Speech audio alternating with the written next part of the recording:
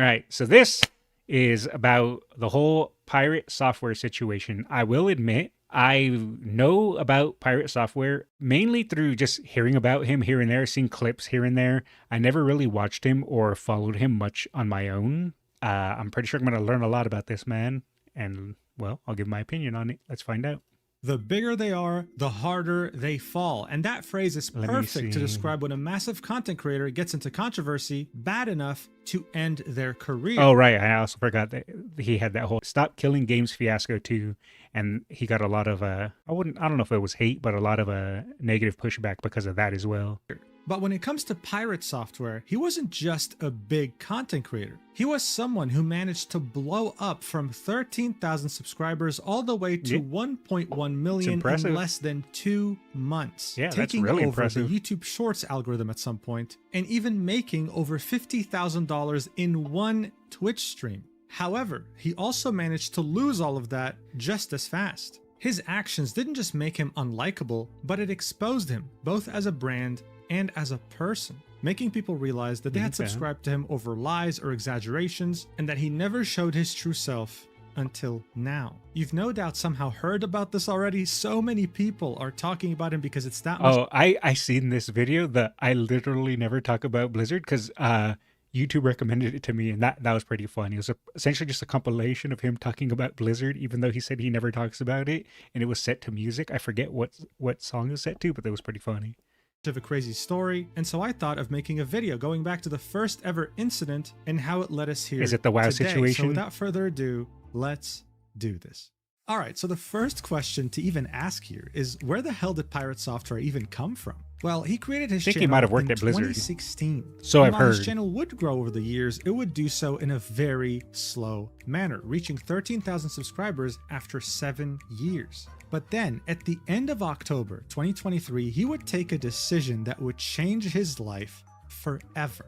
And that would be uploading highlights of his Twitch streams as YouTube Shorts. He pretty much was the king of shorts for a while. I know every single time YouTube would recommend me shorts, it was always pirate software stuff. I never watched it personally, but he definitely was the freaking king of shorts for a good while. These were such an incredible success that for a while they took over the YouTube Shorts algorithm. In fact, I wouldn't be surprised at all if a huge portion of you watching this video right now came across these shorts on your own time. The views speak for themselves, with tens of millions of people being exposed. The shorts I saw of him, like the couple that I did see, were him talking about hacking, and then I think him talking about that Apex Legends hack that happened to where it happened, I think, during a pro match. Those were like the first little bits I've ever seen of this guy. To his channel for the first time and liking it. But how did he manage to do that when so many others couldn't? Well, many different shorts actually share the same factors. All you have to do is just watch one to understand the appeal. This short right here, titled Social Engineering, has every single one of these factors combined. So let's take a look at it and then I'll explain. Watch.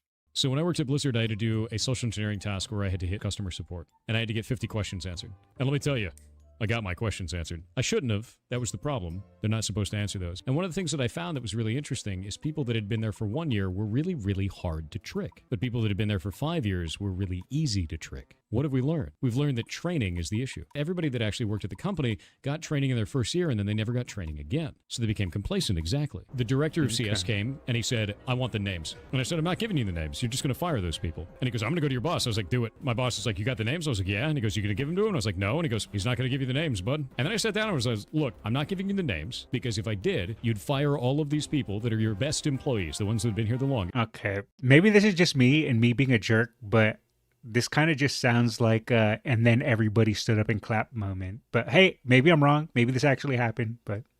And in 4 years, you will have the exact same problem with the people that are newbies right now. The issue is not the employees, it's your training regimen. I sat down with them, we created a new 6-month training regimen, and guess what? I went back about a year later, did the same thing. All those people passed with flying colors. Not a single one of them answered my questions. Well, there you have it. The deep voice, with the confidence and eloquence in his speech, as well as the whiteboard he was drawing on at the bottom that was meant to soothe any attention span issues Gen Z might have, was the perfect combination. Additionally, this story made him out to be a genius, but not just any genius, a noble genius who Always saved catching 8 strays. employees from losing their jobs by standing up to the evil boss. And where did that boss work? At some unknown company? No, he worked at the grand, prestigious video game company Blizzard Entertainment. Yes, that's right. This guy right here talking in Wait, when did this clip come out? Because Blizzard hasn't been a prestigious company in about 20 years. an amazing, eloquent tone, worked at Blizzard Entertainment. And that's something he would make sure to mention any chance he got. When I worked at Blizzard, I did that for Blizzard. Blizzard. Oh, Blizzard, here's the Blizzard. video Blizzard, talking 7 about. years, yeah. Blizzard. I used to work We went with it to the music. at Blizzard Entertainment. Anyway, we'll get back to that later in the video, but for now, all you have to understand is that these shorts were extremely effective. Pirate Software had gone from 13,000 subscribers to 1 million That's before the year crazy. even ended. That's 2 months, going from 13,000 to 1.1 million. And over time, his shorts have racked up almost 2.3 billion views. Really impressive. A massive, astounding achievement in such a short amount of time. But YouTube wasn't the only platform that benefited. I mean, these shorts were highlights from his streams. So of course people went to those streams to see the real thing live. And so his Twitch channel went from 400 concurrent viewers to thousands. And within barely 3 months, he was at over 8,000 concurrent viewers. That's So top he pretty much 1% blew up of the overnight. Top 1%. Like, Now he look, had of course you might think, well, there are He had a decent like following and all this and that, but then once his shorts blew up, his stream blew up. So that's like a lot of engagement in a short time. bigger streamers out there, of course. But even those streamers must have gotten envious sometimes because of how loyal and supportive Pirate Software's community was.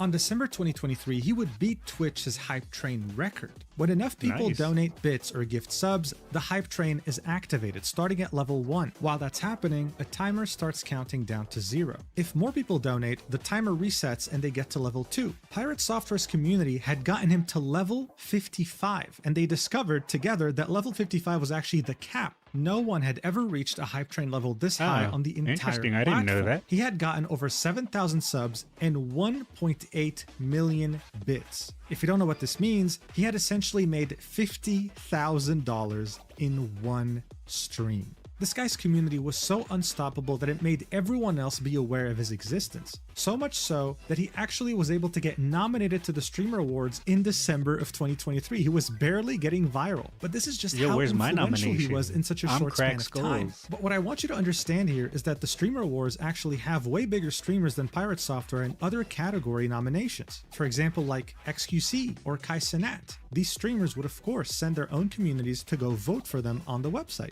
And they did so with no issues. But when Pirate Software sent his community to vote for him, they crashed the fucking website. No Damn. other content creator had even come close to crashing He had the a loyal website. following. So it goes without saying that he won the Best Software and Game Development Streamer Award in 2023. He wasn't The just rise before absolutely the killing fall. it. The guy was speedrunning being a content creator, getting to 1 million subs, getting hundreds of thousands of followers on Twitch, winning streamer awards, and beating records when it came to donations on Twitch. So of course, I say this with no exaggeration, the sky was the limit and the guy was barely getting started. If he could achieve that in just a couple of months, what could he achieve in years? Would he become a legend? True. Achieve stardom? Either way, he was unstoppable until he wasn't. World of And Warcraft. he had no one to blame but himself. The WoW first fiasco. incident Yep, that would there begin it his is. cataclysmic I was watching a lot of the OnlyFans content at the time because I was even playing a little bit of classic WoW back then. I still need to get my mage to level 60, but at this rate, I doubt that's happening. Either way, I don't think I saw it happen live, but I think I was watching other people when this happened, and they were watching clips of it. I was there the day those clips came out, and the whole fiasco happened, and yeah, it was pretty bad. downfall was, in the most ironic way possible, in a World of Warcraft dungeon. Yes, Blizzard Entertainment's biggest game of all time. I didn't even think about that. The start of his downfall was a Blizzard game. That's pretty ironic. And it would become his Blizzard started his career, and Blizzard ended his career. worst nightmare. Guys, I don't think World of Warcraft needs any introduction, okay? It came out in 2004 and revolutionized gaming forever. Many games tried to copy it, many games tried to compete with it. They all My warrior's name in WoW, Crack Skulls. That was the first time I named myself Crack Skulls. Though I went by Skulls everywhere else for a very, very long time. died, and this game is still alive today in 2025.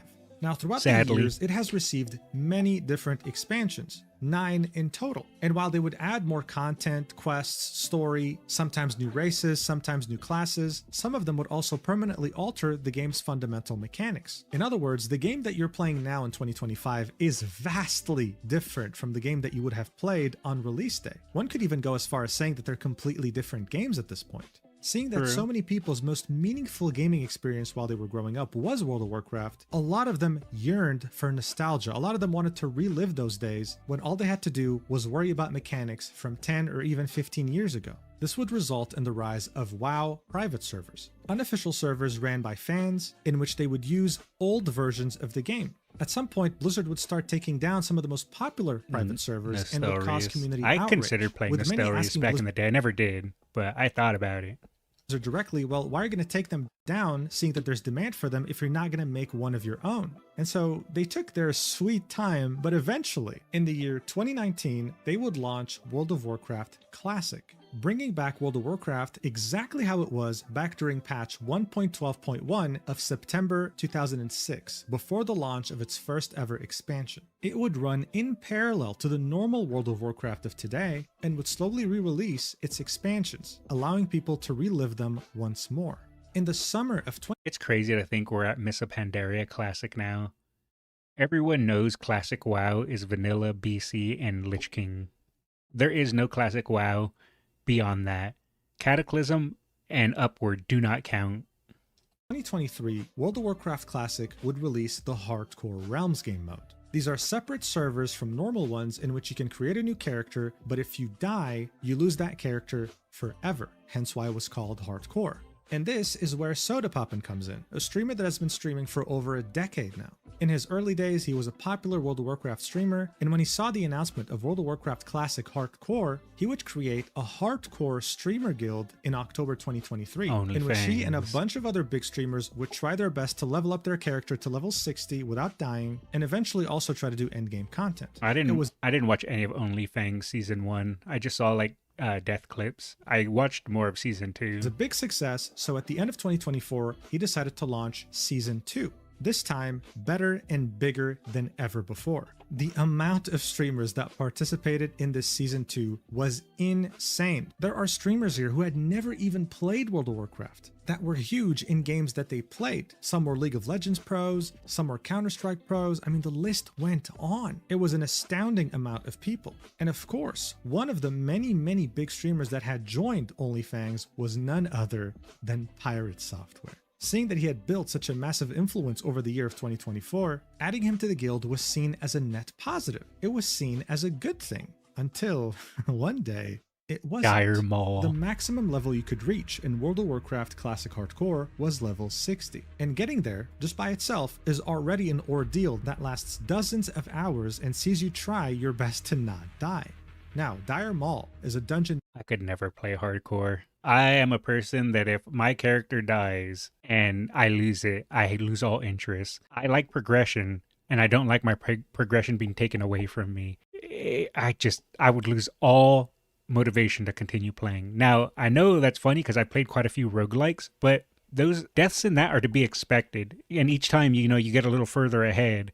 But starting at level 1 and having to go like all the way to like level 30, dying, going to level 1, going to level 30, I couldn't. Hardcore is not for me. I do not like permadeath games. that you can only access if you're level 58 at the minimum, and its appeal is the amount of great gear that it drops. Dungeons are typically ran by 5 people, so Pirate Software and 4 other streamers decided to take this on in order to get better gear. Now usually, when you're in a dungeon or a raid, there's always a team leader. someone who calls the shots. It's a very stressful role, especially in a raid when you're managing a couple dozen people, and it's even crazier in hardcore World of Warcraft because whatever you decide might affect the accounts of the people playing. One wrong move and they lose dozens of hours of progress. And I mean, you don't really need a shot caller, though. It helps, but you don't really need one. Unless you're in a guild, obviously, then it's nice to have someone to tell you what to do, but it's not all necessary. On you. I'm saying this because I want you to bear in mind that Pirate Software is not the group leader here.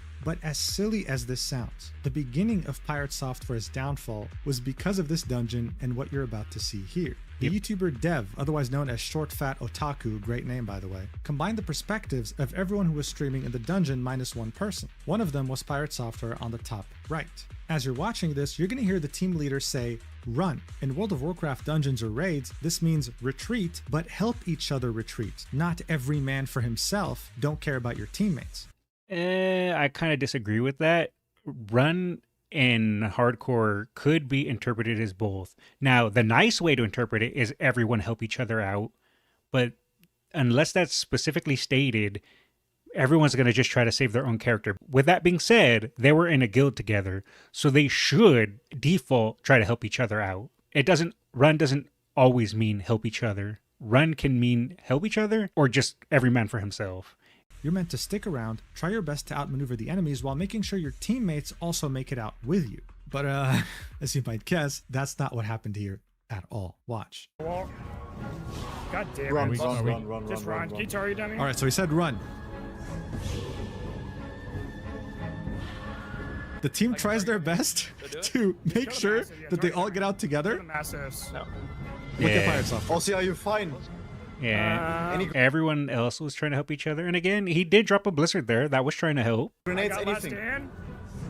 You can just Heal him, kill heal them. him, heal him, heal him. Yeah, you just heal me. Just come back a little bit. Also on me, sitting bear form. Snuppy, just run. I can help a lot. Yeah. And Pirate, why are then you he's walking, gone. bro? What are you talking about? Why am I walking? This Look is at my mana. savageable. Come Innervate on, you? man. Kill the. So his teammate told him, Pirate, why are you walking, bro? This is salvageable. Come on, man. He doesn't care. He keeps running all by himself. Just kill the mastiffs.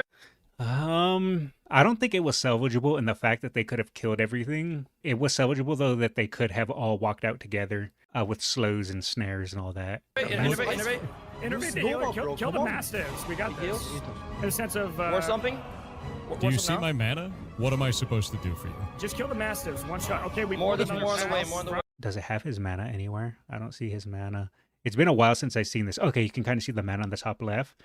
I think if I remember correctly, because this was, I don't even know how many months ago now, he threw a max rank blizzard, and that is what ate all his mana. If he would have used a rank 1 blizzard, he would have been able to throw out probably about 3 or 4 of them and slow the enemies. I don't think you can slow the ogres. I think you can slow the dogs. I'm not sure though. Now. The mastiffs can be ice novas. Now we're gonna wait. Musara? Oh. Okay, get out, get out. Run. Evocation's on cooldown, man. I can taunt last. How much mana is moment ice? as well. There's no that much mana. You have a boss in you. You called run. Getting slowed. Fuck. Wait, Anything for me? I can- Snuppy. Oh, I no. don't think... I cannot stun him. Also, No, you're just good. run out. So, that sounded like a massive fuck up, didn't it? Yes, it did, Short Fat Otaku. Bear in mind, Pirate Software's excuse here was, I have no mana, I can't help you, when he clearly had 2 items in his inventory that could bring back up his mana. He could have totally helped and saved. Wait, he had 2 items that could have restored his mana. I'm looking. Okay. Hold on. Let me just do this. On the bottom right, the blue pot. I don't know if that is a mana pot. It's a possibility it's a mana pot, but could also be the thing that you use in Stratholme, I think it is. The purified water or the holy water, I forget what it's called, to kill the zombies. So I don't know if that is a mana pot or not. Whoop. Items in his inventory that could bring And I think back he did up have a his mana gem. He could have totally helped and saved his 2 teammates that ended up dying, losing all their progress. This was a disaster. One of his teammates, Yamato, on the left here, confronted him and was asking him what happened, like what's going on? And this was what Pirate Software had to say right after the fact. You instantly ran. You didn't even look As much back. as you're angry right now, of course I ran. I'm not be angry at all. I'm You not angry at all. overpulled 2 packs. You overpulled 2 packs and a boss. I had 1,400 mana left. I had to spend all of that mana to try and put it on Blizzard to save you guys. 1,400 mana. If I remember correctly, Blizzard is like rank 1 Blizzard is like 200 or 300 mana. If I remember correctly, it's been a while.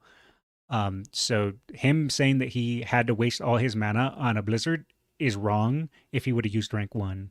Since he used max rank, that he did burn all his mana by doing that. But if he would have used ranked 1, he would have been able to throw more. In the first place, and nothing left. You weren't paying attention to party resources, you overpulled, and you weren't paying attention to where the boss was. That's not on me.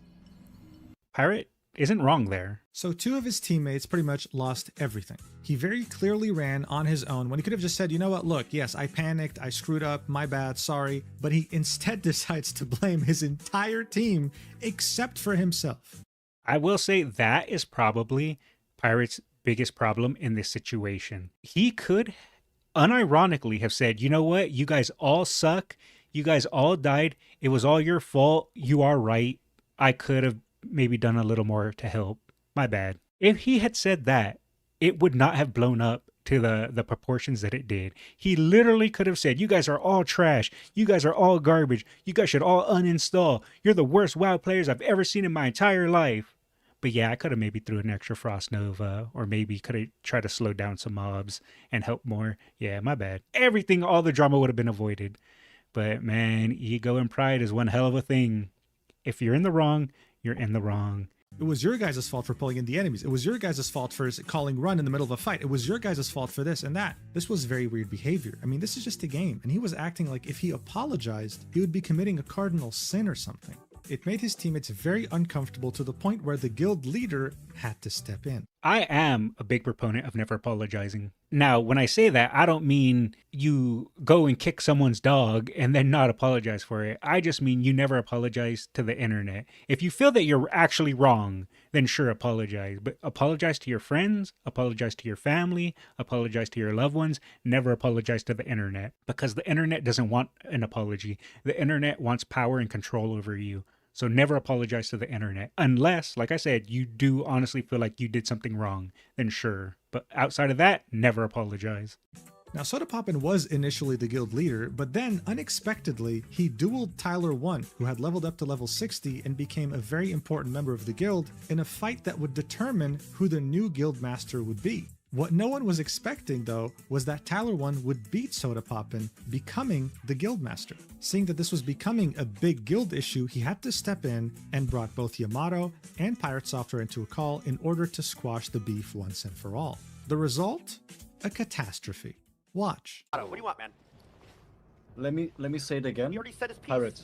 Go on. Oh, Yeah, dear I God. want to speak to him because I didn't speak to him correctly. I said it again. We all did mistakes, bro. Like I didn't say, we are just blaming you. It's about the zero accountability is what makes us so mad. There's no zero You see the point? accountability, dude. Everyone can do something better. you- But when you open up and you yell over another person listen, like you can were doing I earlier, speak? nah, I'm good. You See ya.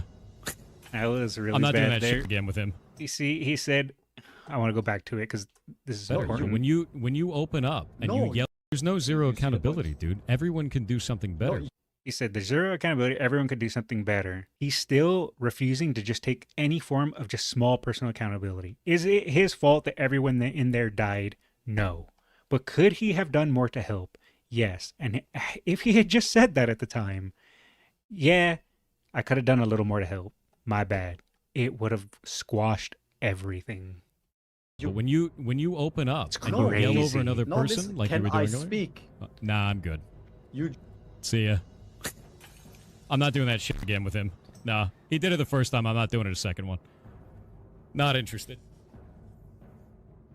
I mean, this is so weird. Yamato was being as mature as possible here, saying, listen, this was all our fault. We're not blaming you. We just want you to admit, just like we've admitted, that we all screwed up, and he couldn't even say that, leaving the call like an immature, disrespectful baby as Yamato was talking.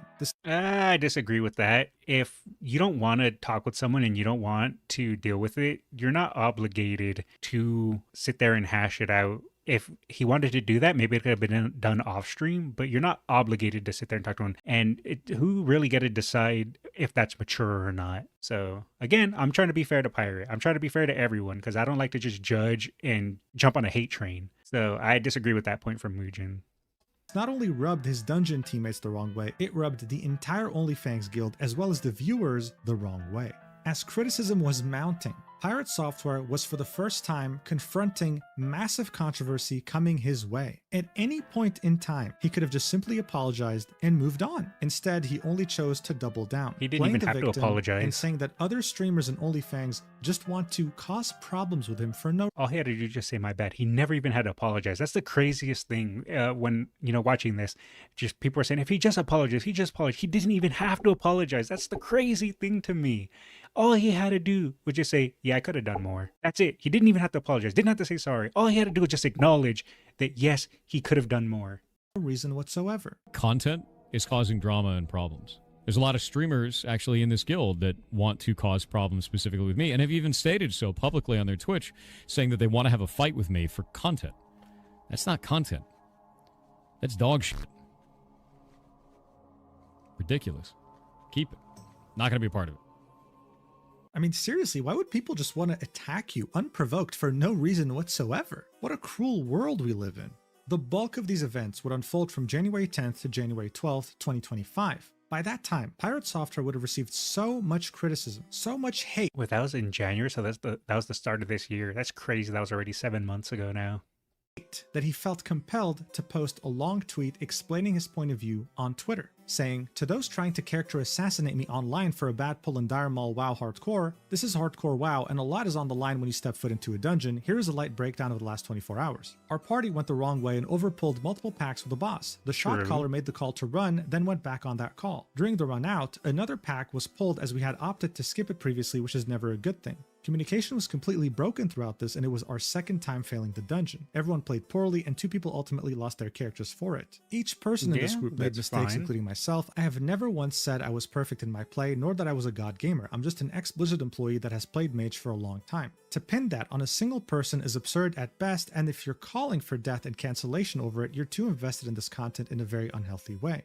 All right, so far, everything he said is pretty fair. The whole there being a shot caller and someone calling back on it, that's kind of just silly in my opinion. Everyone should have just discussed it, what they planned to do to begin with, but he already said there was poor communication. Honestly, if I was doing a hardcore run and there was poor communication and you already failed the dungeon, I would have just left the group if I was playing a hardcore because I would have valued my character. Mind you, this is hindsight and after the fact, but yeah, but so far everything he said was true here so far. Also, I don't feel like people are pinning everything on him. Sure, some people were, but I think mainly people just wanted him to say my bad, and he refused to do it. And if he was getting death threats, yeah, I mean, obviously death threats bad. Don't do it. If you're a creator engaging in this kind of behavior, then eventually your content wave will end, but the relationships you've sullied will be permanent. Hope it was worth it for you. To those trying to defend me, don't worry about it. This too shall pass. Do not attack anyone else on my behalf. I've always hated that kind of behavior. I have no intention of stopping making things or not doing stuff as I have already been. Those who were banned will stay so. I've never liked that kind of knee-jerk reaction behavior in our community before, and I will not be changing that now. For those that don't understand why they will stay banned, we had a 10-hour-long hate raid over it live on Twitch. We had to ban nearly 4,000 accounts across all platforms, and our moderators received death threats regularly throughout it all. Okay, when he says a hate raid, does that mean there were people in... He does say that there were people getting death threats and stuff like that. So, of course, those people should be banned 100%. But when he says hate raid, does that mean people going to his chat and being like, hey, you could have done better? Or, hey, man, you played bad? Or even being a bit rude and being like, you're garbage at this game, bro? Stuff like that. Is he including that in hate raid? I don't know. Again, I could be wrong. Maybe all 4,000 people were saying egregious things. I don't know. But that just kind of sounds like thin-skinned behavior to me. People called for me to be killed both in-game and... But hey, it's his chat. He can do whatever he wants. I'm not saying he couldn't ban. Just sounds like he might be making it sound a little worse than it was. But again, could be wrong. Out of game, they tried to get me banned from Twitch, the guild, and WoW. They tried to make disparaging comments about our ferret rescue or that we somehow hurt animals. They tried to spread rumors saying I was convicted of felonies and many other things. Yeah, obviously all that's wrong. People just saying lies and mean and hurtful things just because someone played bad in a video game. Obviously, internet always goes too far with stuff like that. all that's wrong. Internet hate machine will not defeat me or the community that supports me. See you in WoW Hardcore tomorrow. So this was posted on January 13th, 2025. And while he did admit that everyone in the group made mistakes, including himself, it truly didn't feel genuine. It seemed like it was absolutely impossible for him to just say, I'm sorry, I misplayed. He just couldn't do it. Someone pointed that out, saying, where's the I messed up? And Pirate Software said, apparently you have no idea how to read. Hope this helps, highlighting the paragraph in which he said, The hope this helps. And again, people's problem with this is he did say each person in this group made mistakes, including myself. Well, the issue, well, let Mugen say it first. that each person in this group made mistakes, including myself. Again, it was worded in a disingenuous way. He just couldn't. Yeah, it came off as inauthentic. If he just would have put, I made mistakes. I've never once said I was a perfect in my play, and cut out the whole each person in this group. Again, that would have saved him so much more hassle and drama, but he can never just outright single himself out. And again, he's not wrong, but that's what seems to be people's ire with him. Couldn't take individual accountability here, no matter what. The top comment was a WoW streamer known by Joker D saying, just take the L, it's not that hard, to which Pirate Software said, hope this was worth it for you. So overall, this entire response didn't really help him at all. And even if it did, he would single-handedly ruin any progress it might have had in the coming days. He would double down, triple down, quadruple down, quintuple down, and eventually sextuple down, only to call OnlyFans a content guild built on hate. Damn. And a lot of it was from a rogue that was bitching the entire time about every goddamn thing that was going on except for his own play. But the mage is the one at fault because the mage is the hero class and the mage has to do everything perfectly. Everyone in that played badly. The druid butt pulled an extra pack on the way out. The tank chose to take us into a bad route through the entirety of the dungeon. Sure. Pulled 2 packs and the boss at the same time. That was bad. I, as the mage, went into that fight with 40% mana. Tried to use my resources, used them poorly. Yep. Okay, fair. Got myself out when the call was made to run. But you also could have done more to help the group.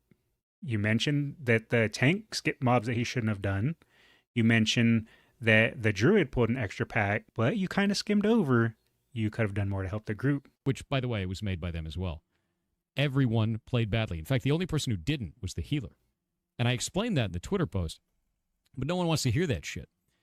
Because they want it to be a double down, a triple down, a quadruple down. They want to have a villain. They want to have an enemy. They want to fight that shit into the ground. They want to send death through Twitter I want to posts. hear that real quick again. When the call what did was he say he mana, did? Tried to use my boss at the same time. I, as the mage, went into that fight with 40% mana. Tried to use my resources, used them poorly. Okay, he didn't say that in the Twitter, though. He says Twitter that. post. Yeah, he said that. One played badly. In fact, the only person who didn't was the healer. And I explained that in the Twitter post. He didn't explain it like that. If he would have explained it like that, the mistakes he made in the Twitter post, that also would have helped. But yeah, just a small nitpick there. But no one wants to hear that shit.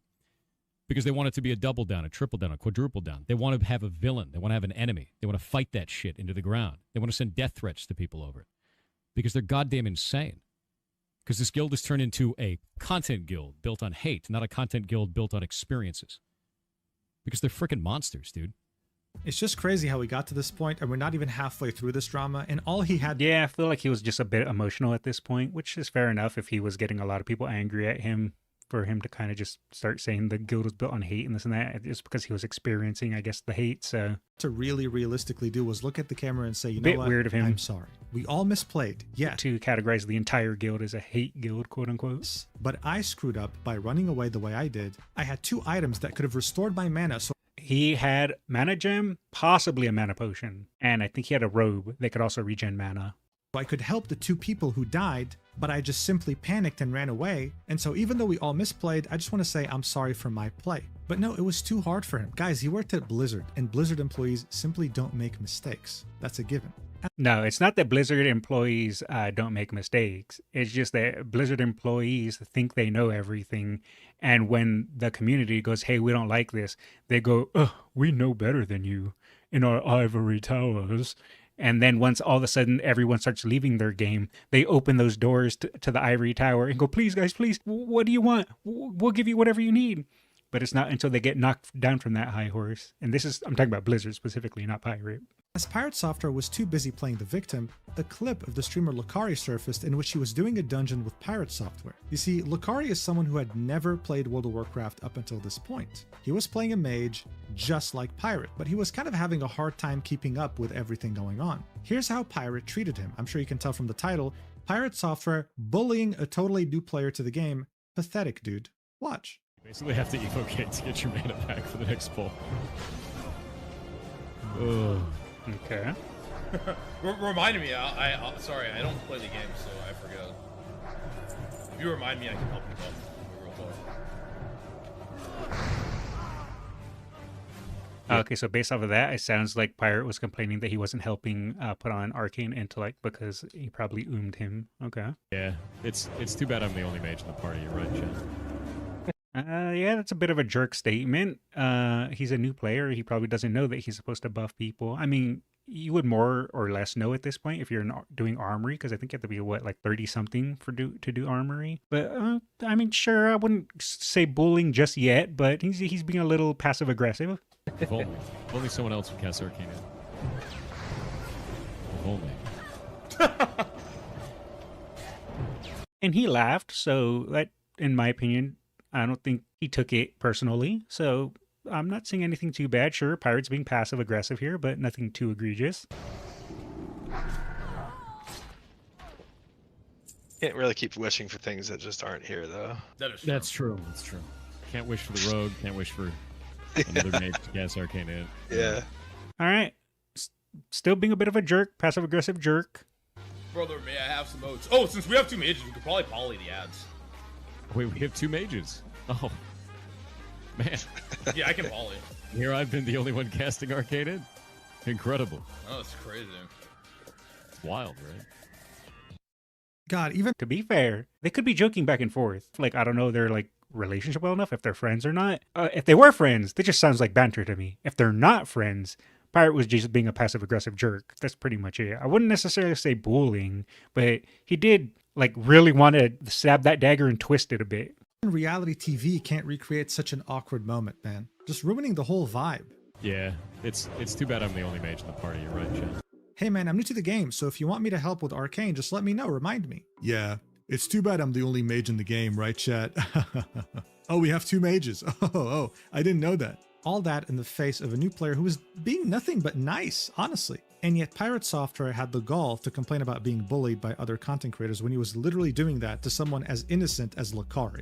The culmination of all this would force Sodapoppin to take the decision of kicking Pirate Software from OnlyFans, pinging everyone in the OnlyFans Discord and saying this: yes, I made a decision to kick Pirate. I felt a large majority of people in the guild felt uncomfortable playing or being around him and all that drama that surrounded him at this point. Even though some people may have not felt that way, a lot did. And after seeing some clips today from him quadrupling down, or I don't know what number we're on at this point, I think I'm making the right decision, but still I feel bad. Try to just let this whole thing slide into forgetfulness and move on, in my opinion. Stay safe, gamers.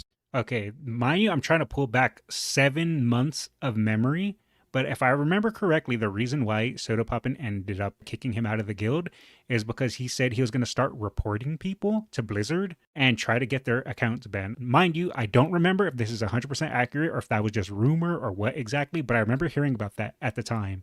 I don't fully remember because I didn't really like super look into that, but that's what I remember hearing. Don't know how true or accurate that is, but that's just what I remember. So look, at the end of the day, And that was one of the main reason why Soda ended up kicking him.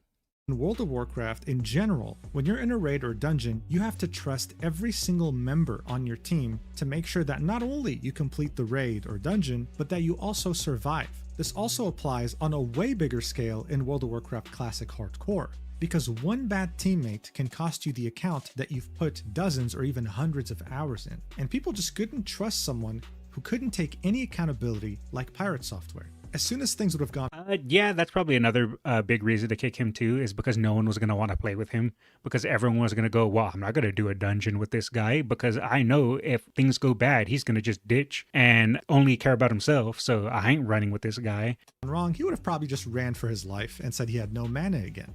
And not many people really felt sorry for him because at the end of the day, he was the embodiment of this meme. No one was forcing him to sextuple down. No one was forcing him to bully a new player. The only person who was shooting themselves in the foot with a shotgun was none other than Pirate Software. At this point, Jason Thor Hall, otherwise known as Pirate Software, was slowly but surely becoming a lolcow, but he had no idea.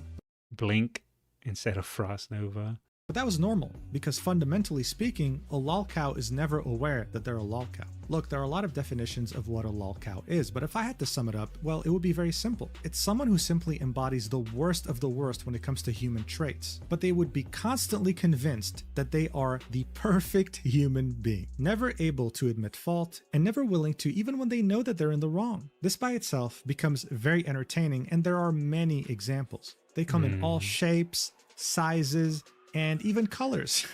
And the mage who ran out of mana was about to join their ranks imminently. I actually recognize most of those people. To avoid this fate was just fucking apologize, man. He didn't have to apologize. That's again, I know I brought this point up multiple times. He really just didn't have to apologize. All he had to do was just admit his mistakes. That would have been enough. Could it? Would people still have been pissed at him? Probably. Would he still have got some hate? Probably. The whole drama would have just instantly blown over. But the fact that he didn't want to do that is what caused the problem for him. In fact, what he ended up doing was maybe one of the cringiest things in this entire video. I genuinely can't believe that someone in his 30s said this, but I mean, watch this yourself. You'll know what I mean. I didn't get this deep. Stop feeding into it. All of the accounts that are messaging me are getting reported. There's a funny fact. This is what I was talking about. I think this was the main reason why he ended up getting kicked from the guild. This was like the main reason number one, and then like no one wanting to play with him were just secondary things. Him saying, well, I'll let him speak. I'll go back. Get this deep. Stop feeding into it. All of the accounts that are messaging me are getting reported. There's a funny fact about this. I worked at Blizzard for 7 years. There's a whole lot of other people there that still know. He said the thing. And all of these reports are going directly to them. They're well aware of the situation, and everybody who's messaging me, they're going to get read. It's kind of a dumbass thing to do, and I can't wait for all of them to get banned. Yep. Yes. Okay, being fair, the streamers and the people in the guild assumed he was talking about streamers here by saying he was reporting the people messaging him. I think he said it was only for the people sending him death threats and sending him like really offensive things. Those were the ones he was reporting, not the streamers. So this could be just like a cross communication thing that one side thought one way and he thought another way. He could just be lying and he was meaning the streamers. It's hard to say.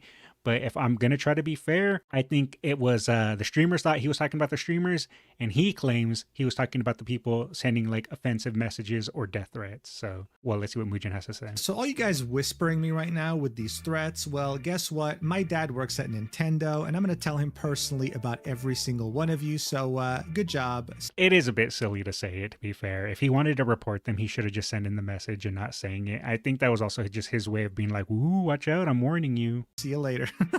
It's like, bro, if they're sending you death threats, you really just have to report them in game, and I'm sure something will happen. You don't have to actually bother your Blizzard alumni. This clip was on January 14th. And guys, I swear to you, I am constantly impressed by how ironic life can be. I don't think we live in a simulation, but sometimes I do get the feeling because some things are just so perfect in comedic timing, you'd think that there was someone writing a script. One day after this clip came out, Pirate Software was streaming the game Ashes of Creation during its second alpha. This is an MMORPG similar to World of Warcraft, and it also has raids as well as dungeons. During a raid, Pirate Software would wipe the entire team. He would kill everyone single-handedly by pulling in the wrong unit. What would be his first reaction? Well, watch for yourself. All right. Sabu is not paying attention. He pulled in the enemy. Sabu. And he died. God damn it, guys. No, he pulled I don't know this game, so I can't. I'm not sure what happened. I'm gonna go back and watch Sabu it is again. I'm not seeing what caused Sabu the is raid. not paying attention. White. He pulled in the enemy. Sabu. And he died. God damn it, guys. Yeah, I don't know enough about this game to see how that might have been his fault on that wipe. So one of you pulled the ocular. Why? Oh, he's mad. Now half the raid is dead. Was there a reason for that?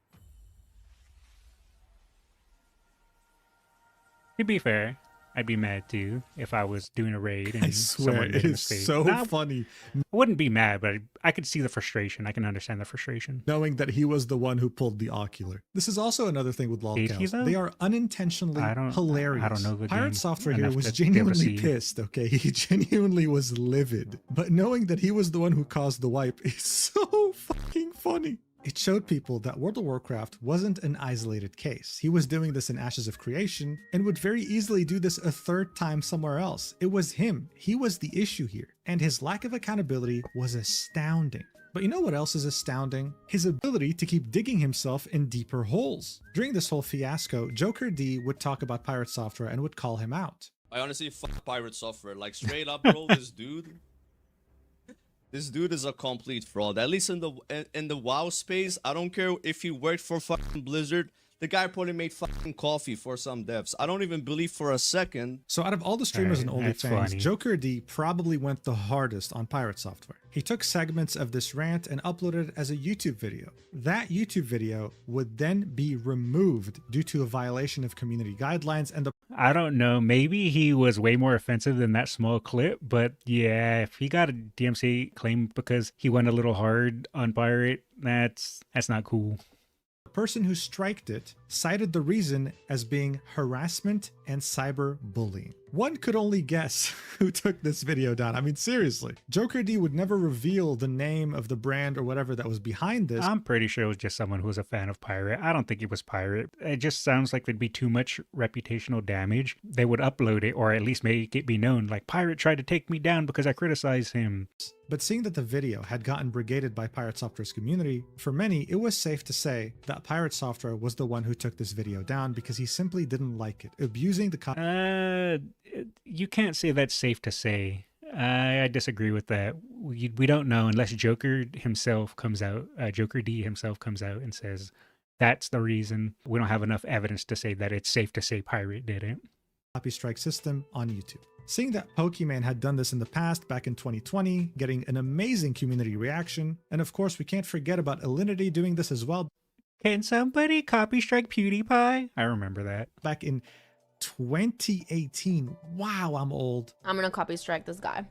I mean, it was genius. It worked so well for every content creator who had done that prior. So obviously, this was the play. Congratulations. You know, it's so fascinating to me how the internet works sometimes. Someone could mind their own business for months, for years, for decades. But as soon as they do something that makes them so incredibly unlikable, the internet starts seeing a big red target on your back and they strike. Pirate Software had a talent of building up a huge, loyal community in just the span of a couple of months. When January 2025 came by, though, he proved to us that he had another talent, building up a massive community of very loyal haters. These incidents that we just talked about had ensured that.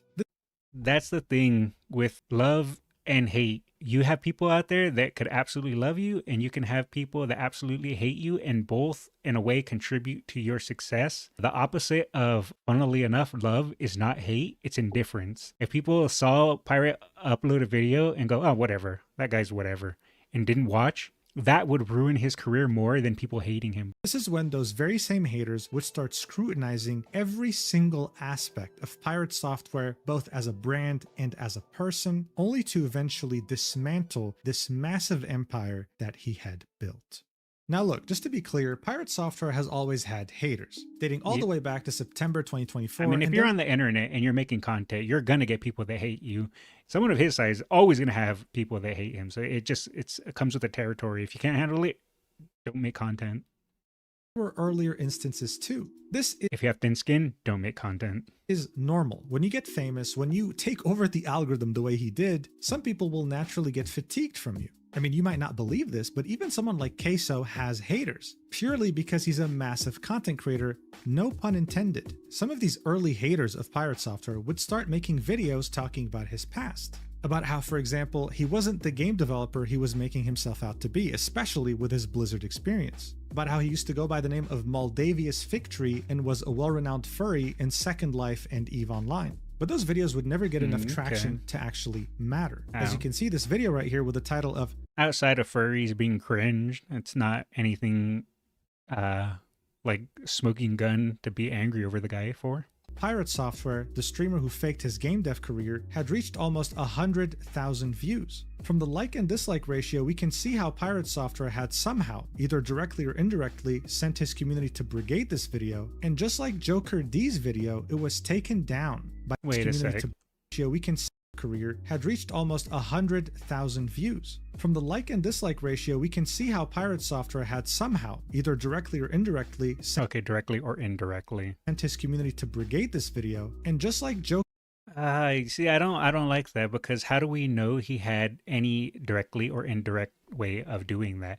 What if just people saw that he was getting a bunch of hate, and people went scouring for YouTube videos negative to him and all just mass reported it? That could have been completely out of Pirate's hands. So even though he did say indirectly, I just don't like that generalization, period. Unless Pirate himself said, people go do this, I don't like to assume, even indirectly, even if he watched the video and had said like, oh, this is a negative video about me, I hate it. That's not gonna prevent people from going and just brigading it and mass reporting it. That's out of the people's hands, and I just don't like that. Just you can't control people. Joker D's video, it was taken down by abusing the copy strike system and inciting harassment and cyberbullying. So essentially, if you were an early hater of Pirate Software, if you had something to say, well, chances are no one heard you. This is how for a long time he was able to sweep all the hate, feedback, and criticism under the rug. Except this time, after all the events that we just saw unfold, he had way too many eyes examining his every move, and he couldn't just sweep criticism under the rug anymore. For example, around the end of I still don't see like how that was sweeping it under the rug. It's just that people didn't care enough, and once people smelled blood in the water, here came all the sharks. That's more so what happened, in my opinion. January 2025, Pirate Software had DMCA'd an indie game and threatened to sue its developer. Okay, Pirate false DMCA'd an indie dev. So is there proof of that? He himself set up a false DMCA? Because that's way more egregious than so far the speculation that he had a hand in YouTube videos being taken down. Why? Well, the developer shows us the main reason why Pirate Software wanted the game taken down. Here it is. It's this. Oh, okay. So the guy who actually made the game said it himself. Roach wearing the same wizard hat that he was wearing during World of Warcraft, while mimicking some of the things that he was saying. Watch. As much as you're angry right now, of course I ran. Okay. So it's just like this a little whole cameo. Game got DMCA'd because of this. I mean, this is how sensitive he is. And now many people were made aware of this. He couldn't just... Okay, if he actually DMCA'd that game creator for that, that is probably, I would say so far, the most egregious thing he's done. Yeah, being bad at WoW, that's whatever. People making negative videos about you, them getting taken down without them saying that it was you that did it, we don't have evidence to say one way or the other. But this, if the creator himself said that Pirate Software tried to false DMCA over that, the Roach, that's bad. That's just picking on someone and trying to use your clout and your weight to smash down someone smaller than you, and doing it through possibly frivolous lawsuit. Just copy strike or DMCA just about anyone, because every time he did, he spawned more haters. His strategy was now outdated. Everyone was made aware of what had happened to this indie game. And speaking of indie games, there was renewed scrutiny over Pirate Software's indie game called Heartbound, with many wondering why it's been in early access since... Overwhelmingly negative. I wonder if it's because the game is bad, or if it's because it's associated with Pirate Software. Since 2018, with no release date in sight. Give it 3 more years, it'll be a decade. Some people were comparing him to Yandere, a very well-established lolcow who hadn't... I remember when Yandev first blew up, I think it was a lot of YouTubers that were playing this game. I remember being interested in it and being like, oh, this looks pretty cool. And then the game pretty much just died, and I learned about how spaghetti the code was. I was like, yeah, I want nothing to do with this. Released his game in over a decade, and when people actually analyzed its code, they found some of the worst written code known to mankind. There we go. Seeing all this scrutiny and criticism catch up to his own game development must have hit one hell of a nerve, because very shortly after, he announced that Heartbound would start receiving monthly updates, and all it took was people going there and reviewing it negatively. He was hoping that this would steer off the criticism and the scrutiny, and that things would eventually finally go back to normal. Hey, that's a good thing in my opinion. People that wanted the product and he wasn't delivering the product, and if they paid for the product, started giving him negative reviews because they weren't receiving said product, made him want to start giving monthly updates, hey, that's a positive thing in my opinion. Even though if it got negative review bombed, even if it was done by quote unquote haters, for the people that paid, hey, that's a good thing. He's working on the game now. So overall W in my opinion. But the haters weren't even if it came from a place of hatred really done just yet. People were putting into question his entire identity, the fact that he worked at Blizzard for 7 years, but worked what exactly? As well as him claiming that he was one hell of a hacker who had gone to the yearly hacking conference, DEF CON, and won some pretty important events there with the help of his team that he never mentioned, of course. Always taking credit for this by himself. I mean, at some point he was invited to a podcast called Dropped Frames. This was a clip from it, and here's the title: Pirate Software on how he became a hacker for the government. These were the stories that he was telling people. Watch this. You're a hacker. Like that's where you like kind of started. An actual hacker. An actual hacker. Like, Yes. not like I'm a hacker. No, you're an actual hacker. You won. Like an actual hacker. Yeah, Yeah, my last job was hacking power plants for the federal government. I worked for the United States Department of Energy. So Just dude the walks in with a and laptop and a suit. And I don't know if any of this is true or not, but assuming it is or isn't, whatever. Every person who streams embellishes. So again, sure, he might be talking himself up here and being dishonest, but are we really going to get mad over that? I guarantee you most of the streamers that are popular out there that tell all these stories about their life and all these crazy situations are probably all lying. I assume no one's telling the truth on the internet, so I'm not going to bang the drum of war over him lying about being a hacker. you lean over to, who's that guy? Possibly lying. That's the hacker from the government. Yeah, that's the hacker. It's even worse. We go in like 3 to 4 man teams, man. So like we've got a team. Of Oh, you dudes had a looking fleet. Like You had this. like a team of dudes in It suits wasn't just holding me. laptops, Yeah, walking into exactly. restricted areas. Okay. When he says things like this, what he's trying to paint in your mind as a viewer is that he's some sort of Unit 8200 Mossad agent writing zero-day exploits on USBs that are snuck into Iranian nuclear facilities and that infest and shut down the entire technical operation of that. So in short, people are saying that he tells lies like that so that way he can in the future create appeal to authority argument fallacies. I assume that's what's happening here. Nuclear power plant. When in reality, if you look at his LinkedIn and reconcile it against his skill set, what he did was social engineering. He wrote phishing emails and tried to gain access to credentials and user systems that way. Okay, that is a huge difference from being a government hacker man to writing phishing emails. But again, what streamer doesn't embellish the truth? It's not that big a deal to me, but I do understand the viewpoint of why that would make people mad, especially if he tries to use his experience as I know what I'm talking about. So again, he uses the appeal to authority fallacy. So Coding Jesus said it best. People aren't. You really think people go on the internet and do that? Tell lies? Software's entire identity was slowly starting to unravel right before our very eyes. From the shorts that made him go viral, to the stories he used to say on stream, to quite literally everything about him was nothing more than either an exaggeration or him trying as best as possible to sugarcoat reality. We can very clearly see on his LinkedIn that first off, he didn't work at Blizzard for 7 years, it was actually 6 years, 6 months, and that his initial roles were him being in quality assurance. For the first 4 years at Blizzard, so the majority of his time there, he was in an entry-level role, eventually being promoted multiple times and finishing off as a senior red team specialist. In his own description of the job, he said, infiltrated and exploited physical access controls, managed social engineering operations to improve employee awareness and resilience, and finally created, launched, and managed a global web application bounty program. As Coding Jesus said, this guy would literally just send phishing emails, make phone calls, try to pretend to be an outsider in order to have employees make mistakes so that they can improve internal protocols. I mean, it's an important job, that's for sure. But even on his I was about to say that, which is important to do, but Mugen said it for me. Thank you, Mugen. LinkedIn, he would make claims that he worked on all these different games. I mean, yeah, indirectly, but none of your code made it to the game. You didn't model, you didn't texture, and you sure as hell didn't animate. You just so happened to work on internal projects in parallel to these games. And yet... I see what he's saying. He tries to use it as if he actually worked on those games, but in actuality, he was just tangentially related. So he doesn't have the coding experience that he claims to have. I see.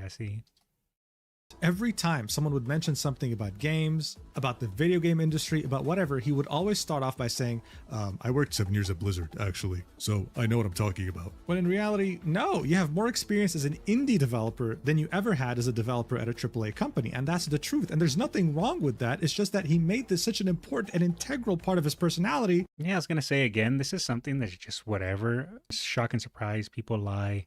Wow.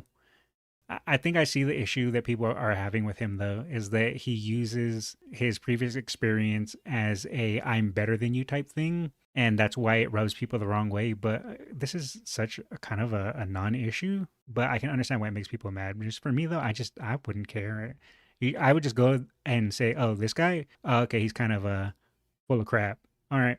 Anyway. That it felt like a massive betrayal. But that's not all. His dad was Joey Ray Hall. This picture right here is of 10 people. And if you don't know who they are, these people happen to be the original founders of Blizzard Entertainment. Yes, these guys are legends in every sense of the word. And the guy in the middle is none other than Jason Thorhall's father. He later became the director of cinematics at Blizzard, which is probably the only thing that Blizzard has been consistently good at for the last 20 years. Blizzard cinematics do go hard. I don't know about nowadays, but back in the day, they were good. He was also the inspiration behind this guy in South Park from the famous World of Warcraft episode. I mean, this guy was a legend in every sense of the word. And so Mashable.com, when they made this article about pirate software titled How Streamer Pirate Software Gained Nearly 2 million subs in 6 months, they just had to mention the fact that he's a Nepo baby. Saying when he was 16, he landed a dream job as a game tester at Blizzard Entertainment, which before the bloated loot boxes and corporate acquisition by Microsoft for $68.7 billion was considered one of the most respected companies in the video game industry. It helped that he was a Nepo baby, since his dad Joey Ray Hall had spent over 2 decades at the industry titan since almost the very beginning. Now, of course, after 6 months he would leave because he felt that the corporate life wasn't for him, and many years later would reapply by himself without the help of his dad, landing a QA role, which I believe, because if he had the help of his dad, no way he would end up in an entry-level position. But are we really going to be mad at Pirate, though, for being a Nepo baby? Who isn't a Nepo baby in most situations? I'm pretty sure you can probably, anyone watching this can probably think of at least 1 or 2 people at their job or someone they might know personally that got into a position that they shouldn't be in, but they got in there because their dad works there or their mom works there or their friend works there or some variation of that. That's how it is. I knew a guy who was a manager that worked in warehousing when I worked in warehousing, and he said, I've never done warehousing before. I know the guy who needed a manager here. It's not about what you know, it's about who you know. So I can't be mad at him for this. Everyone does it. Very few people make it by their own merit. Most people know someone, and that's how they get their foot in the door. Still, just them including this sentence, calling him a Nepo baby, truly triggered him beyond belief. I mean, look at what he had to say. Yeah, really. Wait, why would that trigger you? If you're a Nepo baby, you're a Nepo baby. Who cares? Just say, yeah, I'm a Nepo baby. My dad helped me get in there. But I also worked hard myself, too. But let's see what he says. Maybe he does say that. Really not a fan of that. Not a fan of that. It's one of those things that I've been trying to fight my entire career. It's one of the things that I've had to argue with people in chat about. It's one of the things that Why do you gotta fight it, though? Just say, yeah, my dad helped me, and I went on and proved myself. That's why I worked there for 7 years. I don't understand why people have to get mad over the truth. If something's true, it's true. It doesn't matter if it's mean or hurtful. Just, it is what it is. we ban people for here. Anytime people say shit like that, because it's deeply disrespectful and it completely overwrites any of the things that I've done throughout my career. Yeah, that's just thin skin. Who cares if someone calls you a Nepo baby? I mean, you can ban them, sure. That's your right. You can do whatever you want. But come on, man. Why are you so thin skinned? Your dad got you in there. There's no denying that. That doesn't mean everything you did there is irrelevant. Sure, will some people say that? Yeah, but do you really need to care about their opinion or what they think? No. I just realized I'm barely halfway through the video. Holy moly. Thing that is somebody else's success, which they have not been in any possible respect. And it's just rude as fuck. So, what do you say? In the thing, he said it was he called me a Nepo baby. It's true. In his article. No, that's dog shit behavior. It's not really gross. It's not. How is it gross? It's true. You could he could argue like, yeah, I'm a nepo baby, but I would have preferred if they left that out because I don't want people to know me as that. But the truth is the truth. Why are people afraid of the truth? In any case, let's go find somebody to raid. I mean, you heard him, right? He would ban people in chat if they called him a nepo baby. It's the easiest way to trigger him. And yet, at the same time, the same guy who's acting triggered over being called nepo baby said this multiple times on his stream.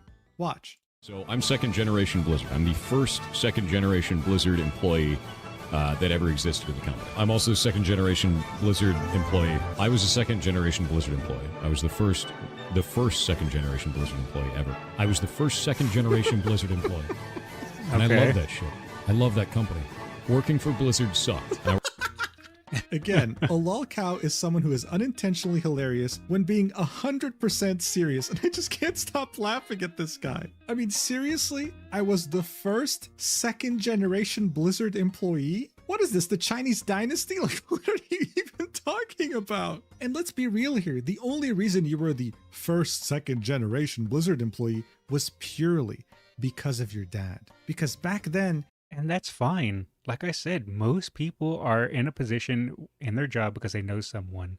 I don't see nepo baby being a bad thing. I know people, oh, you're not supposed to like it. Oh, you're supposed to be against it. Oh, how dare you not get there on your own merit. But most people are that way. They didn't even have a recruiting team. You were just the easiest hire. And I think one thing he has to understand is that being a nepo baby isn't a bad thing. Exactly. I think most people, if they had a dad or a mom who worked a really cool job, they would love to take advantage of that, and they do. For example, Jack Quaid is an actor that was called a nepo baby multiple times by fans. That's because his parents are both Dennis Quaid and Meg Ryan, two very successful actors. His response was very refreshing for fans, agreeing with the nepo baby label and saying, I'm an immensely privileged person. I don't think... That's all you gotta do. Just be like, yeah, I am. You know what? Why that insult bothered him is because the truth hurts. I think that's the issue why it bothered Pirate. He heard it all his life, so it's a sensitive topic for him. Or a sensitive subject rather, and that's why it bothered him. And you just can't let people bother you like that. You can't have thin skin like that. You got to just be like, yeah, and like this guy, he did it the right way. It undermines my talent, adding that he was able to get representation pretty early on because of being a nepo baby, and that it's already more than half the battle. So as I said, being a nepo baby isn't inherently a bad thing. It's only bad when you try to deny it, when you get defensive, because come on, who are you lying to? And that was what Pirate Software was doing. It was becoming more and more obvious that Pirate Software had a massive ego, but also very deep-rooted insecurities. He wanted to appear like a genius no matter seems that way. what. And according to him, geniuses never apologize. Geniuses never admit fault. But they also never make mistakes and always, no matter what, figure things out on stream. This is something that became painfully obvious when he would play some pretty hard puzzle games and would figure out some of the hardest things all by himself miraculously after looking at his phone, playing it off like it was some genius eureka moment. Outer Wilds is a critically acclaimed. I mean, again, is that really such a big deal? If, in my opinion, if you're streaming, your first job is to be entertaining. That's the thing that should be first and foremost. And if he was looking up puzzles, wow, he cheated in a video game. Who cares? It's not that big of a deal. Even if he pretended that he wasn't. Very rich space exploration game that just so happens to have some pretty complex puzzles. Pirate Software would play this game on stream, and he would proceed to solve these puzzles all by himself, miraculously, and more specifically, after looking at his phone. In the VOD of his gameplay, around 8 hours and 7 minutes, he gets stuck in an area and he needs to get out somehow. This is one of the many puzzles in this game. Now he would struggle to find the solution, deliberate with his chat, talk a bunch, and then at around the 8:20 mark, he would pull out his phone right here and continue talking to chat. This goes on for 2 minutes in which he deliberates while very clearly looking at his phone, and then eventually at around the 8-hour 22-minute mark, he would get he cheated at a eureka game. moment. Maybe it's not with the scanner. Maybe there's a different way. Maybe it's not the scanner at all. Maybe it's the time. Maybe the fact that we were able to destroy the surface like that was the point. Huh.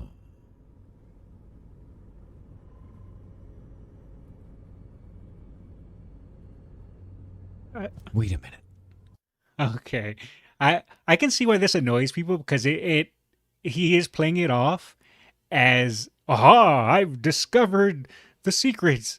To me, this is just trying to be entertaining. Even if he's looking it up, he's trying to be entertaining. That's a streamer's job. Who cares if he cheated at a puzzle? I can understand why people get mad at it and are annoyed by it and frustrated by it. Wait a minute. I have an idea.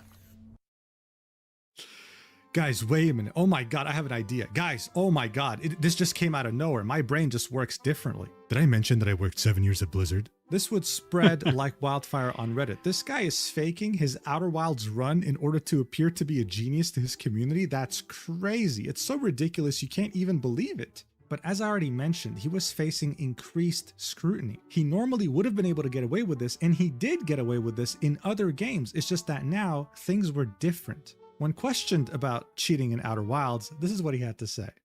Okay, if he denies it and then pretends that like he was just super smart and figured it out, again, I can see why people get annoyed with that, but it's not a big deal to me. Why did you cheat in Outer Wilds? What? How the hell would you cheat in that game?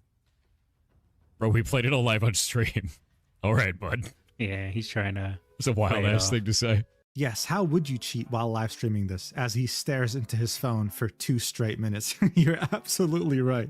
The real controversy would be when he would play the game Animal Well.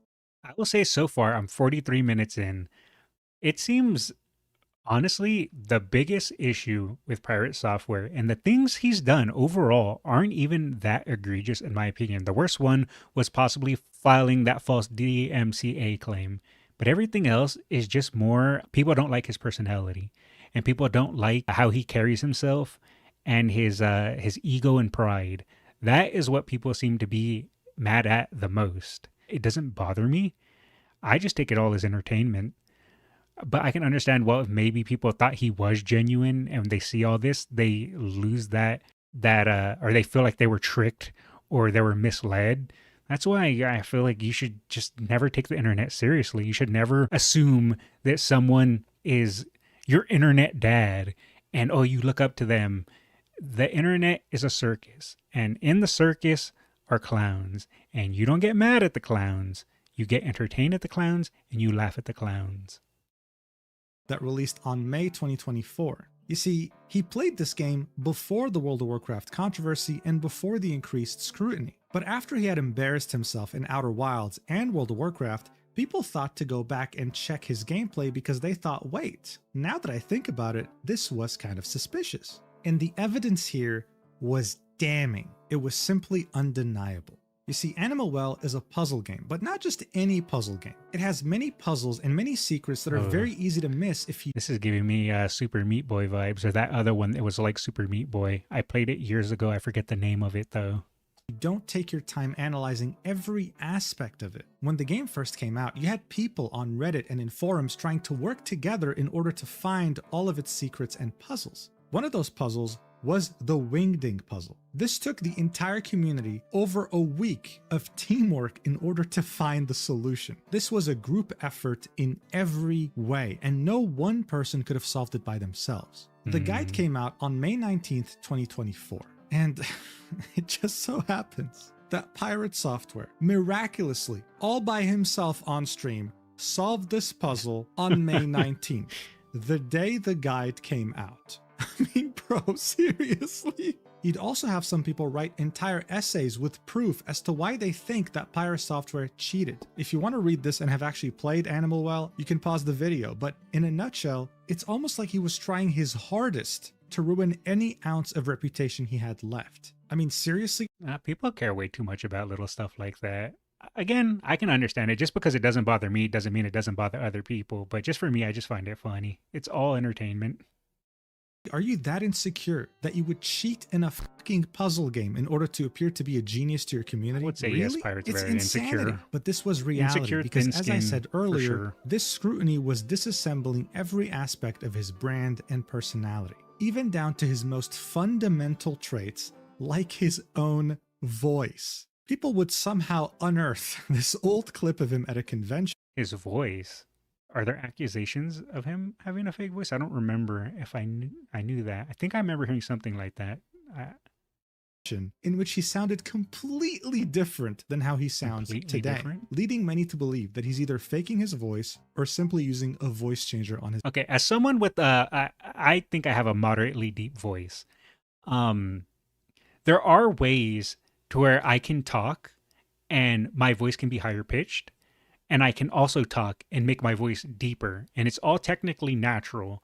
So is that a situation that he's going through here, or is it like way different? Because I'll give an example, but first I want to hear what's going on with him. His microphone. Listen to this. Show been so far? It's actually been amazing. It's our first time out here at Denver Comic Con, and there's He's way more nasally on that microphone, but could also be a bad mic. so many people, and they love the games, so it's been awesome. So speaking of games, what do you have for us today? So we have Champions of Breakfast, which is a twin-stick shooter that we made in 24 days from concept to release on Steam. That is a lot higher pitched than his normal voice, or at least his voice on stream. So, Blew up. It was really, really awesome. And that game is pretty difficult, so if you're into really hard arcade games, that's the kind of thing for you. You know what? All right. Now that I heard that, it does sound like he is messing with the microphone a bit. But I will say, as someone with a somewhat deeper voice, when I'm talking more emotional, my voice isn't as deep as it could be. Like for stream right now, I'm talking in a higher pitch. It's a more exciting like tone to my voice. It has like more energy when I'm at home and I'm there drooling all over myself and I'm not streaming. I actually talk more lazy and more monotone because it's an effort to have to speak with so much enthusiasm in my voice. So my voice gets actually quite a bit deeper if I just don't bother putting in the more emotion. Like when I'm streaming, I put in more emotion, more oomph in my voice. It's not that I'm faking my voice. It's not that I'm trying to change the way I speak. It's just I put in more effort because who wants to listen to this? And who wants to listen to me sound like I'm falling asleep on the keyboard? It's just my normal speaking voice. I put in more energy, which then becomes this, which again is still my voice. It's just a little bit higher pitched because I'm trying to speak not so monotone. So that could be a situation to where he's dealing with, to where I can force my voice to be quite a bit deeper and I can kind of go into the microphone more so it makes my voice sound even deeper, and I can talk in this voice and I can make it seem like this is my natural voice by doing this.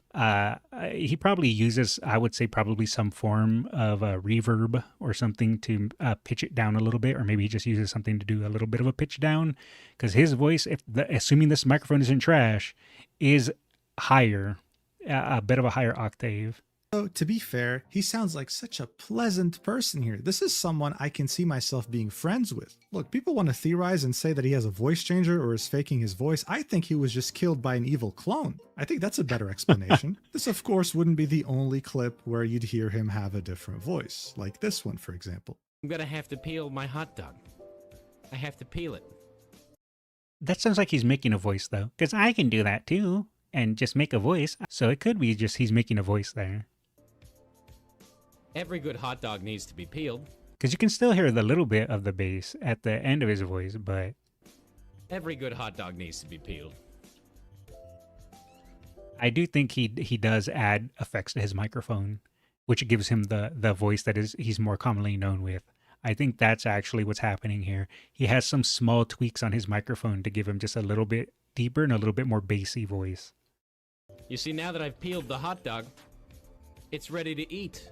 Look, a hot dog is That's about right. to be eaten by Thor. It's ready to Let's eat. demand he smears. Okay, look, if you're not convinced yet, here's a more recent clip of him playing Animal Well. This was around a year ago, back in 2024. Look. I don't know what that gives me, though. I don't know what is that supposed to do? How am I gonna fit that shit in there? Oh, god damn it. So yeah, it's kind of like me. His voice is naturally lighter, and when he gets excited, natural lightness to his voice comes through. That's what I think's happening. He does have a natural higher pitched voice, but talking slow and talking into the microphone and whatever effects he has on the microphone is what gives him the voice that he's known for. people, this was his voice changer glitching. To others, this was him mistakenly getting too comfortable with his real voice. What does Pirate Software have to say about this? Well, apparently, according to his doctor, his voice went through a second puberty in his 30s. That's right. Apparently, your I've never heard of that. I know your voice can change as you get older. Like if you have, for an example, like if you're a singer or stuff like that, you can do damage to your vocal cords, and that can kind of give you a bit of a vocal fry, which could lower your voice. Also, acid reflux. Over time, you damage your esophagus, and that can also affect your voice, which I have acid reflux, and I do feel like my voice has gotten a little bit more scratchier the older I get. So there are medical reasons where your voice can get deeper as you get older, or just alter as you get older. I've never heard of a second puberty, though. I'm not a doctor, though. I could be wrong, but I've never heard of that. balls can drop twice, but I could only find a handful. Your balls drop twice. First one ball drops, and then one in your 30, your second ball drops. Full of sources on this, and this article from the BBC Forgot about pretty much that. sums it up by saying that as we get older, the larynx gets stiffer, making the vocal cords less flexible. I mean, this isn't new. When you talk to someone who's 90 years old, they'll sound different than what they used to Yep, sound like in that's their 20s. what I was talking But about. to have this much of a dramatic change, that's crazy. Regardless, though, I mean, the pressure was getting to Pirate Software. Not only was his game getting scrutinized, not only was his past out in the open, but people were criticizing his gameplay, the way he played games, and even his voice. Things were getting out of control. So the next thing you know, he was on stream with a psychologist by the name of Dr. K. All right. Alok What do you Kanosia, got for me, otherwise known Dr. as K? Dr. K, runs the healthygamer.gg organization. He's a clinical psychologist who founded this brand in order to be able to reach the very big and growing demographic of gamers, a group of people who very often will struggle with mental health and not really seek out therapy when they should. His content is mostly educational, drawing parallels between video games and what you go through mentally, and overall, he's been quite successful. Now, of course, that's not to say that he doesn't have his fair share of haters. Some people, for example, have criticized the fact that he does these therapy sessions with streamers in public, even though the person in question consents to it. From Dr. K's perspective, though, he wants to show people that streamers are humans too. And if someone like those streamers that they idolize is brave enough to get therapy, I'm pretty sure, yeah, that plays a part in it, but come on, man. You know you want it for the content, too. It's not just so people can... everyone can see and understand his point of view when he's psychoanalyzing these people. Come on, buddy. You know it's for the content. You know it. Maybe not all of it, but a bit of that pie chart is content. they can do so too. His conversation with Pirate Software would last over 3 hours and a half. It would get viewed by almost 1 million people, and having watched a good chunk of it, I can tell you right now, regardless of what you might think about Dr. K, I think this stream truly shows his incredible skill in being able to converse with such an obvious narcissist without having him rage quit the call, while still trying his best to give him a reality check. And for you to understand that, I want you to watch this clip. I'm ready. right now is like they come in and they're like, "Did you know that he worked at Blizzard for 7 years?" Like, yeah, that was my career, and I'm proud of that. So of course I'm going to talk about that because it gives Sure. context to talk about other things around the games industry, which is Sure. what we do on the stream. Yeah. So I think sometimes the things that I talk about in regards to those types of things is misconstrued as arrogance or boasting, when in reality I'm just trying to give context. So that If is that the makes problem right there. The things that I say, I get misconstrued as arrogance or boasting. If he's wrong, though, and he's speaking and using his previous knowledge as context, and he's wrong about something, then that's why people would probably see it as arrogant. It depends on the situation and what's being discussed, but yeah, for sure, it can be seen as arrogant. Yeah. I want you to listen to this phrase. Sure. This gets misconstrued as arrogance, but in reality, it's this. When you say it like that, that's pretty bad. I want to hear Dr. K This again. gets misconstrued as arrogance, but in reality, it's this. So in other words, you don't know what you're talking about. I know what I'm talking about. Yeah. That is the most arrogant statement on the planet, bro. Yeah. Like, it tell is. me I'm wrong. Okay. I don't see it that way, but all right. God, it must be so hard talking to someone like that. Anyway, in the next Pirate seems to be, again, I don't know him. This is just my outside perspective. I'd never really watched his content. He just seems to be a very insecure, thin-skinned guy. clip, you'll be seeing the logic behind Pirate Software's attitude when it comes to never apologizing. Let me show like you. not give any context whatsoever. Yeah, let's say yes to that. I think that's a bit of hyperbole, but just an emotional response. No, just say, hey guys. So basically, you know, when you tell the narrative, you start with like, I made a mistake, everyone made mistakes, I was smug. And then there's a lot that comes after that. How would you feel about just ending it after that first paragraph? I hate that. Okay. I have like an immediate emotionally angry response against that. Very good. Because it feels like idiocracy. Okay. It feels like... I forgot to say egotistical and prideful. He just reminded me with his little extra bit here. He's too proud to admit when he's wrong in a few of the situations we've seen. With that being said, though, is all the hate going towards him warranted? I don't think so far. Maybe he's going to do something really crazy. I can understand why people dislike him. And if you don't like him and he's not your cup of tea, you know, just ignore him. That's too long, didn't read. I don't need all those words when few words do gooder. That I hate that shit. Like I super hate that kind of communication of like there's a lot of people that say like, oh, you should just say my bad, guys. No, that does not in any way explain a situation. That doesn't tell you any information that is real. It is hand waving for the masses in a way that is disingenuous to what happened and disingenuous to the people that are involved. That's a lot of words for saying I refuse to admit fault.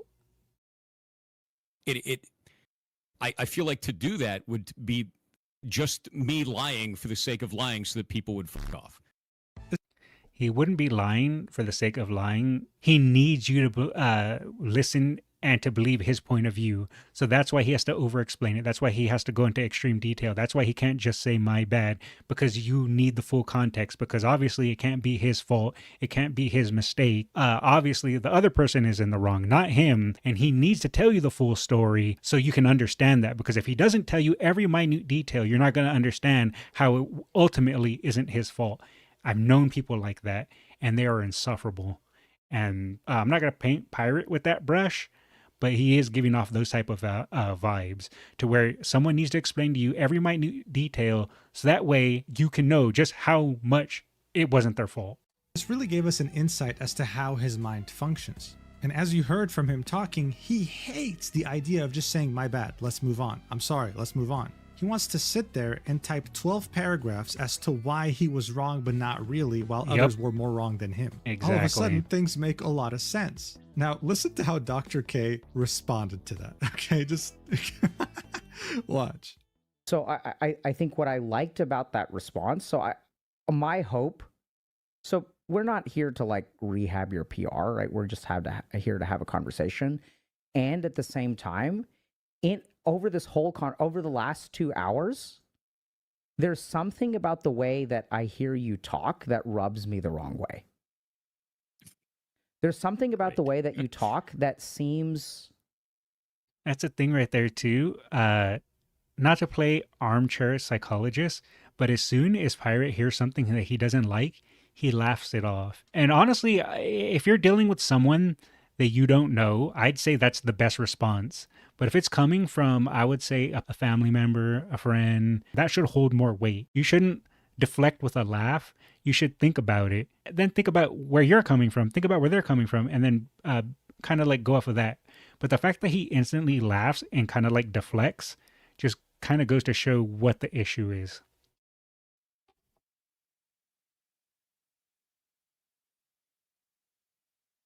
Dismissive. So I'll tell you. As I said, the laughter and the deflection.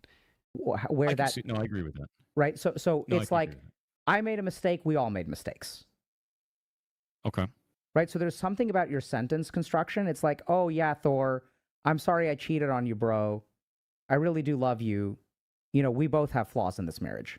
I think the funny thing here is that Dr. K is known to be very caring, very nice, and not confrontational at all when it comes to streams like this. But in this case, seeing that he's an experienced psychologist, he knew when to become confrontational. He knew when to call out Pirate Software on his bullshit. And this is what it was. Bullshit. In just a span of like 20 seconds, Dr. K had essentially summed up people's entire problem with pirate software. When he would be criticized, when he would be given feedback, when he would be given advice, Also, he was always S-tier dismissive Earthbound and music smug. And this smugness is what led us here. People were hoping that this productive 3.5-hour conversation would actually lead somewhere, maybe actually make him apologize for once and take a step back. But it didn't. His empire...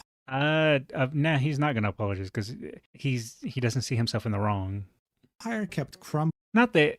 It depends on the situation because there's a possibility there's in some scenarios he's not wrong. It's a case-by-case basis. But I would say from the bits of drama I've seen, even though he hasn't been outright wrong in every situation, he handles it in probably the worst way possible every single time. He blows it up into bigger proportions that it doesn't need to be, and that's what makes everything so much worse. He's his own worst enemy a lot of the time. Until we had finally reached the final nail in the coffin. Stop Killing Games. Stop Killing Games is an initiative launched by Ross Scott in the European Union and the United Kingdom. It was meant to be a direct answer to what happened with the game The Crew, made by Ubisoft. At the end of December 2023, Ubisoft all of a sudden announced that The Crew would no longer be purchasable and that its servers would be going down on March 31st, 2024. Seeing that this was a live service game, this meant that after March, you'd never be able to play this game Stop Killing Games again. drama The is salt probably in the one I'm wound, probably though, more was that familiar barely with. a couple weeks after the servers went With offline, Pirate. The Ubisoft WoW one too, though, revoked because that's what I was The watching Crew WoW from stuff people who had at the bought time. it digitally, attaching a message saying, "You no longer have access to this game. Why not check the store to pursue your adventures?" To many, this was an outrage. It essentially meant that you never owned your games to begin with. Ubisoft can just take them away. This also more recently happened with Concord. It barely came out for a week and then the servers were offline. Yep. And that is something that needs to be addressed because it's insane. If what's the saying that I heard? If purchasing isn't owning the game, then pirating isn't stealing the game. Bought the disc copy, you were played like an idiot. The Stop Killing Games initiative argued that it wasn't really legal. It was very weird for live service games to just shut down like that without giving players an alternative. With Ross Scott on his YouTube channel saying that games as a service is fraud. One thing to note is that this initiative wasn't forcing publishers or developers to keep game servers online forever. What it simply wanted was to have a way to access these games after the servers went offline, by allowing players to host their own servers, for example. Arguing that if taking games down like this would become the norm, then way too many games would become lost media, because that's what The Crew and Concord are right now. They're essentially lost media. It was just because this is a whole different thing, I will say my opinion on the whole Stop Killing Games thing is I'm for it overall. I'm just usually more pro-consumer rights, and anything that better and improves consumer rights is a good thing, even if it's at the detriment to the companies. I will say, though, I don't trust lawyers and politicians to create a good law or something that actually benefits the people, because they're going to be lobbied by big corporations, the gaming industry, and all these multi-billion-dollar companies, and they're going to end up possibly making things worse, or if not making things worse, they're going to be completely ineffective because most people from the government is useless. Ronald Reagan was a pretty awful president, but one of his sayings holds true to this day. Is one of the worst things you can ever hear is, "I'm from the government and I'm here to help."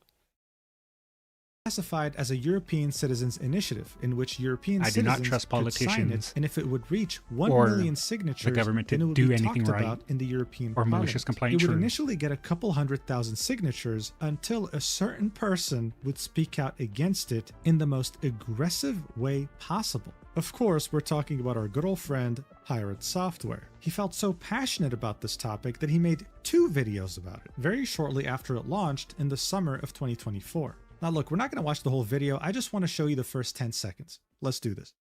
Hi, my name is Jason Thorhall, Hi, also Jason known as Pirate Thorhall. Software Online. I've been in the gaming industry for about 20 years. I used to work at Blizzard Entertainment, then Amazon Game Studios, and now I own He my said the own studio, thing. Pirate Software, by the same name. You think if we made a drinking game of drink every time Pirate says, "I worked at Blizzard," I should have did that at the start of this video. Shame. Anyone that watches this and wants to react to the video and happen to see my video, do that. If you want to drink, have a drinking game of every time he mentions Blizzard. You might be drunk by the end of the video. It's an indie studio, and I've been... I do not condone drinking irresponsibly. Please drink responsibly. Okay, thank you. There's just something about this guy, man. I don't know. I can't. Don't forget how simply disconnected politicians are, even if they care enough because of it affecting their chances of being voted into office. They usually just have no idea of investment in the situation beyond that true.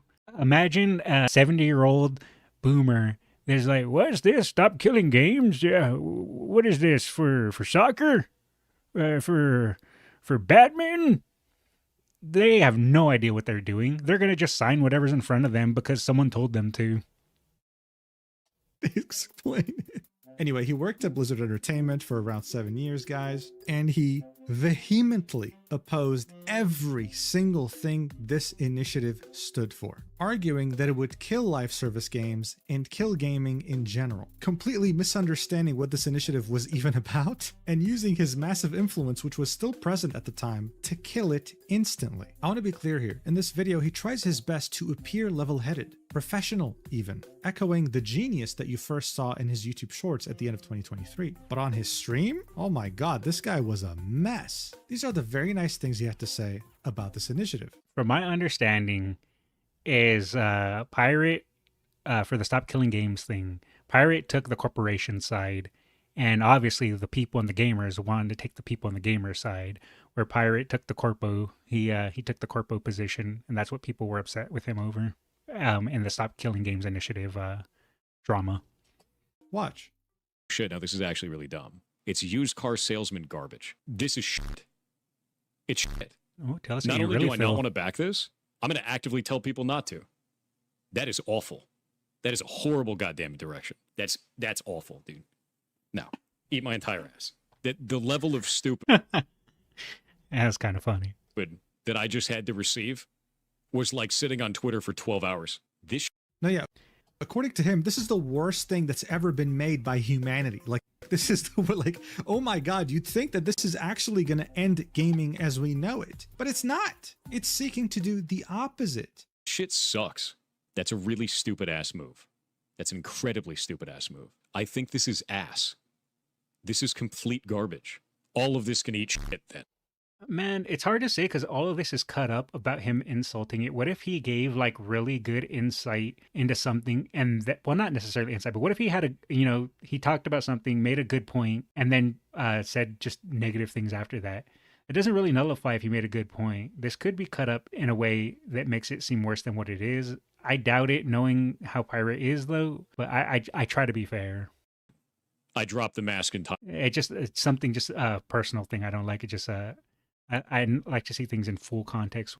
In his very professionally level-headed video, he says this. It's incredibly important to me that we keep making games and that the next generation has the tools to do so that our medium doesn't die out. But that's exactly what Stop Killing Games wants to do. The whole point of this initiative is for this medium to not die by allowing so many games to become lost media. And yet, this is what Pirate Software was saying about this whole thing. I think live service games getting sunsetted is fine. I've always thought that. And that's okay. There's nothing wrong with that. I mean, at this point, just no comment. When he would start receiving quite a bit of backlash, of course, now there's more dislikes, but when it first released, I'd say 30. Live service games being sunset. If it's free to play, maybe I can agree with that. But if it's not and you paid for it, then I disagree. 30% of the like to dislike ratio was dislikes, he made this pinned comment, outlining some points that don't really help his very aggressive reaction that came out of nowhere, and then ended it with a quotation saying he won't even talk to Ross, who is the founder of Stop Killing Games. To which he replied with, correct. I think his position is disingenuous due to his comments about how this could be pushed through government. It's a bad direction, removes validity for what the initiative is trying to do, portrays the process in an incorrect manner, and just builds sensationalism. Thinking that kind of language is okay puts him squarely on my not worth it to talk to list, as there are others that could have a more productive conversation. So what he's talking about is this slide here. This one slide in the entirety of this initiative is the only reason why he refuses to talk to Ross.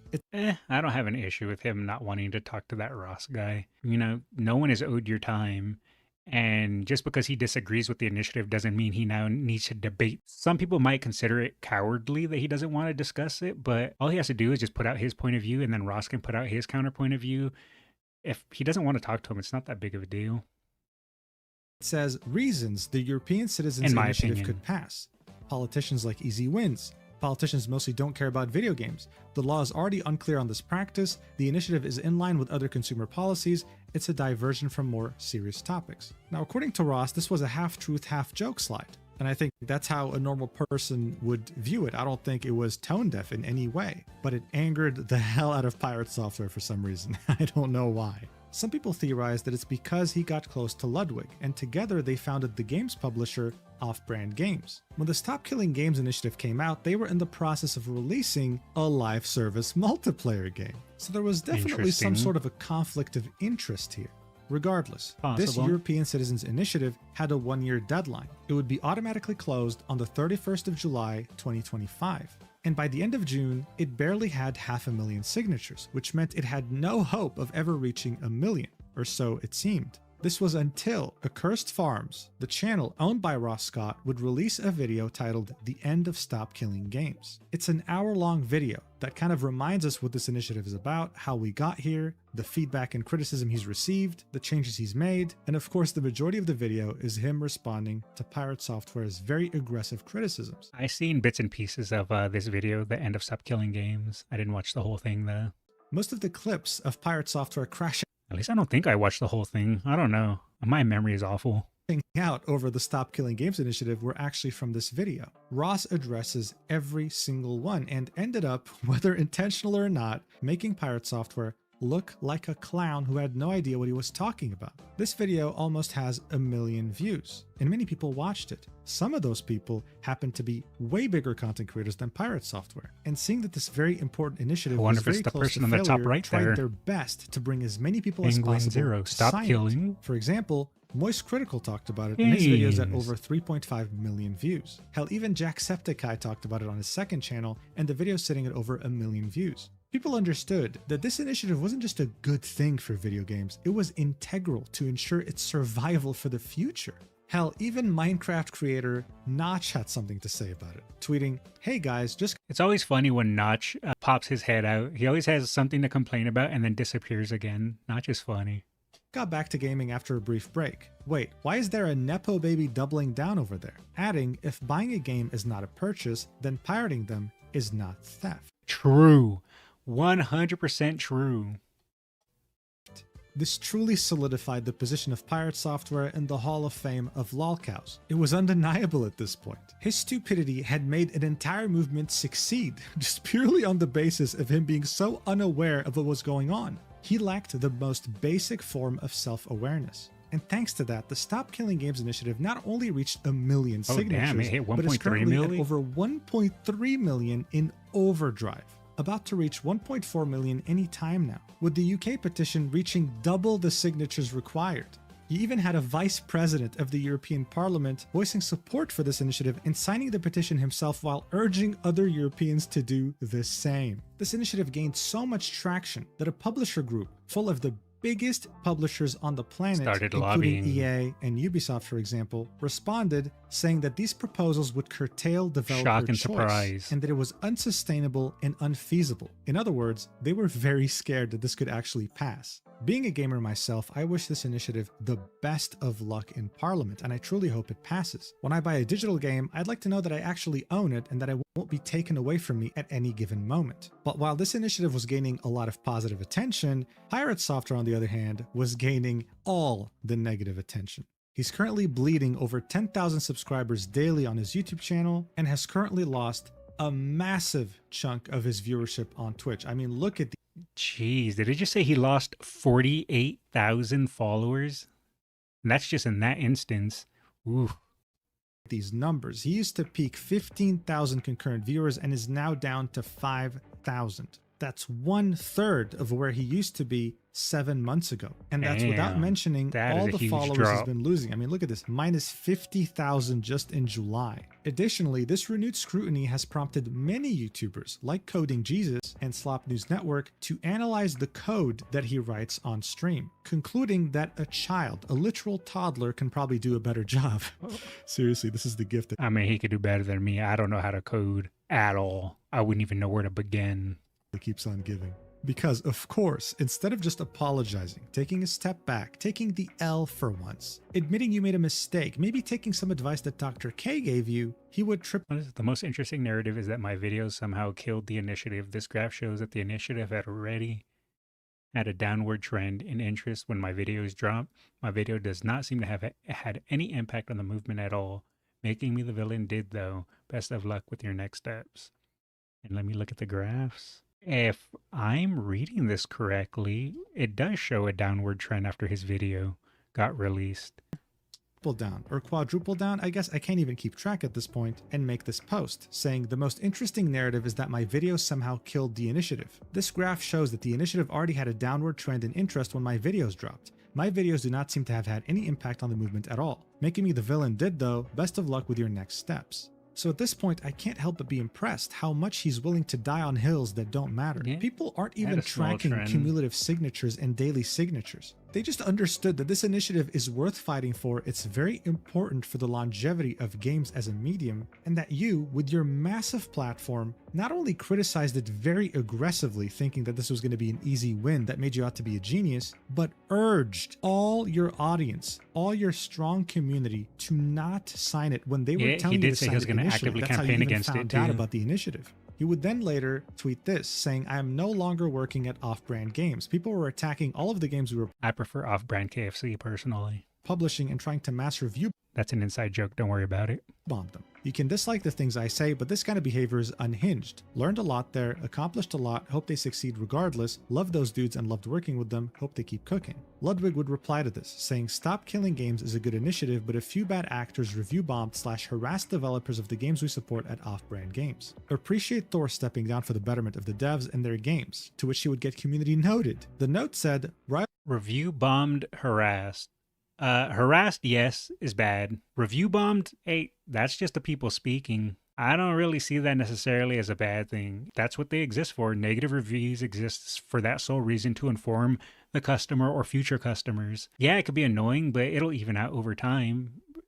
Just fix the mistake that you made, why people review bombed you to begin with. Obviously, harassment, bad. Don't do that. Rivals of Either 2 has not been review bombed. Oh, and then the community, no, I didn't even see that. So it wasn't even true. It wasn't review bombed. Okay. Verifying this is as easy as opening the Steam page and looking at the graph of reviews. And Okay, if so you they just lied then. Cool. go to the game, scroll down, and look at the graph that shows review trends, we can very clearly see that there's no review bombing going on. If anything, there's positive bombing. Look at all these positive reviews in June. But hey, anything to be the victim, right? In fact, the guy became such a victim that I think he started losing his mind. He started comparing his current situation with the Stop Killing Games initiative. Coney 2012, that's a name I haven't heard since 2012. I'm so interested. What does he have to, how can you compare the two? Is he saying right that his fans are a bunch of child soldiers? Is that what's going on? Is he going to start selling stickers? Is he going to start jacking it in the streets? I gotta find out. To Coney 2012. I mean, dude, no, I'm sorry. This is a full-fledged, fully developed and evolved lolcow. There's no way you can say this while being self-aware. It's impossible. And after months of complaining about people brigading and harassing... Wait, they weren't going to show the clip? I wanted to know. Him, he does the same exact thing to Coding Jesus. He would leave a comment on his code review video and would then link his comment to his chat so that they can go upvote it in an effort to ratio the video itself. Like, how petty is that? Come on, man. You make a link to it? You have to click on the little 6 hours edited? Aha! So that doesn't seem to do it? Oh, do I have to right click on this and then copy link address? And then do that? Is that what does this? Ah, it does highlighted comment. There we go. Boop. There's my comment on it. I think that might be against Twitch's terms of service, is it not? But you're not supposed to send your fan base to something like that, if I remember correctly. And he did there was that clip there, he just linked it. So I don't know. Might have been against terms of service, but it's whatever.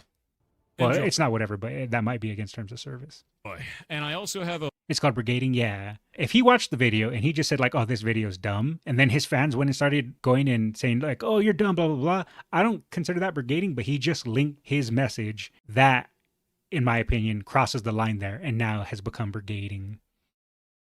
A whole argument with a whole bunch of people and the replies in there so they can see what's going on with it. I talked them through the entire thing of why I did that all in an array, because that is not normal practice to do that, and it's specifically so that you guys can reverse engineer the game and solve the ARG. Sometimes doing bad practice has meaning, which is... Whatever, man. He later deleted this VOD because this literally... Yeah, it was brigading. It was actually evidence of him brigading. Breaks YouTube TOS. Yep. This breaks every aspect of terms of service That was when it bad comes on to his brigading part. and harassment. I mean, at this point, can this get any worse? Yes. He'd be asked about his opinion when it comes to Stop Killing Games finally reaching 1 million signatures, and he said, "I'm going to be honest with you. I hope that your initiative gets everything that you asked for, but nothing you wanted, and I'll leave it there." See, that's just if I was petty. 12 years old, I would have probably thought this was really cool, but now it's just edgy beyond cringe. But listen, as much as this was a ridiculous roller coaster ride on the lolcow Express, someone did end up asking him, "Hey man, on making would an you consider apology making an video?" apology video, setting everything straight? Because you know what, this is still salvageable. No you can point. still redeem yourself." No and point. Here's what he had to say. Put up a video saying you were wrong with every situation and the internet move on. I am not doing that. I don't give a fuck.